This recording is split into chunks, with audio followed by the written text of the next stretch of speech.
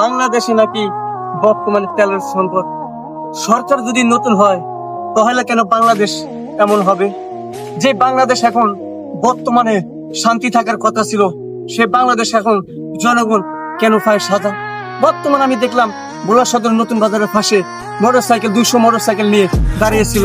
আমি জনগণকে জিজ্ঞাসা করলাম এখন কি বুঝো? জনগণ সে বলতেছে বর্তমানে পরিস্থিতি ভালো না। আমি বললাম কেন? জনগণ বলতেছে জীবনে ভুল করেছি একটা আন্দোলন করে, সেটা হলো জুলাই আন্দোলন করে তারা নাকি সে ভুলটাই করেছিল। আমি প্রশ্ন করলাম কেন ভুল করেছেন, কেমন বুঝলে আমরা জুলাই আন্দোলন করতাম না? আমি বলছিলাম ভাই দেখেন, অমুকে বালা না সেইতে বালা, রোন কিন্তু কুয়া মাগার ফোন কিন্তু এককালে। আমলি সরকার ভালো না, বিএনপি সরকার ভালো, কিন্তু সবই এক। আপনার পকেটে টাকা আছে যতদিন, আপনাকে মানুষ মূল্যায়ন করবে ততদিন। একটা কথা মনে রাখবেন, বাইরে মানুষের জনগণ টাকা দেওয়া সরকার হয় কোটিপতি।